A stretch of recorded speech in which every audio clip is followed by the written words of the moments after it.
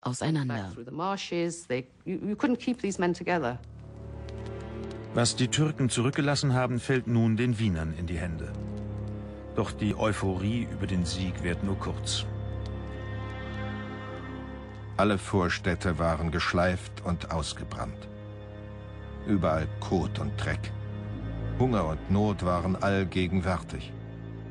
Selten über eines Armbrustschusses Weite, dass man nicht einen toten Menschen, Pferd, Schwein oder Kuh liegend fand.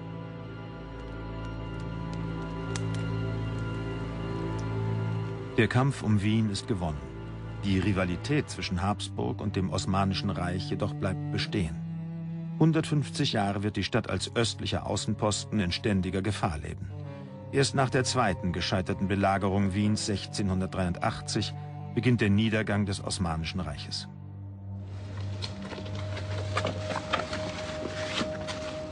Der Winter unmittelbar nach der Belagerung, ein Hungerwinter. Es ist kälter als gewöhnlich. Es gibt kaum etwas zu heizen und noch weniger zu essen. Die Ernte des Herbstes konnte wegen der Belagerung nicht eingebracht werden. Die geflohenen Bürger Wiens kehren zurück und auch die vielen Landsknechte sind noch in der Stadt und müssen versorgt werden. In dieser Situation erscheint ein Buchdrucker aus Nürnberg in der Stadt. Niklas Meldemann. Er will einen Bericht über die Belagerung Wiens drucken.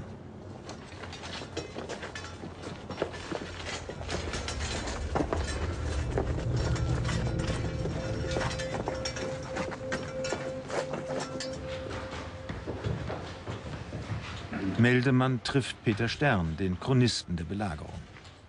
Von ihm erhält er eine Kopie seines Berichtes.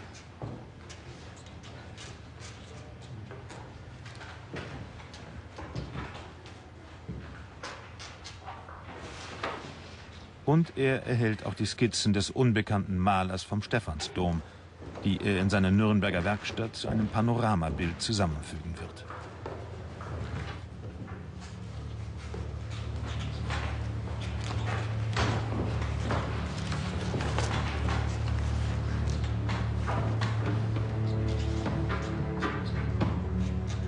Nur in der ersten Druckfassung wird Meldemann Peter Stern als Verfasser nennen. Später gibt er den Bericht angereichert mit seinen eigenen Erlebnissen unter seinem eigenen Namen heraus. Den Namen des Malers der Skizzen verschweigt er gänzlich.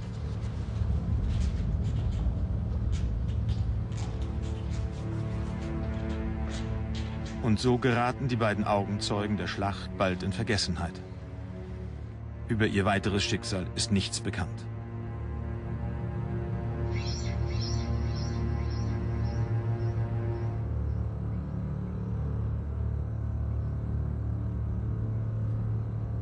Niklas Meldemann spricht davon, dass er einen hochberühmten Maler hier angetroffen hat in Wien, dem er nach langen Verhandlungen dann auch die zeichnerischen Notizen abkaufen konnte.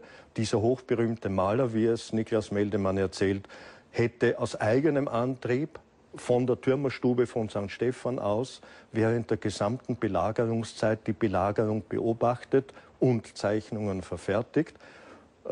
Meldemann hätte es ihm abgekauft um sein eigenes Geld und legt das nun überarbeitet in diesem Holzschnitt vor.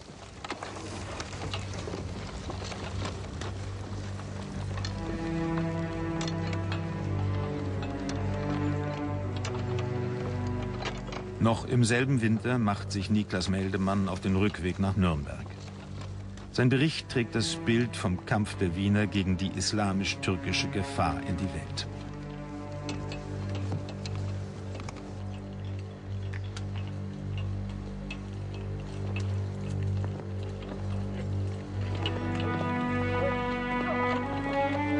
Das europäische Bild von den Türken wird dadurch ebenso geprägt wie die Vorstellung Wiens als christliches Bollwerk Europas.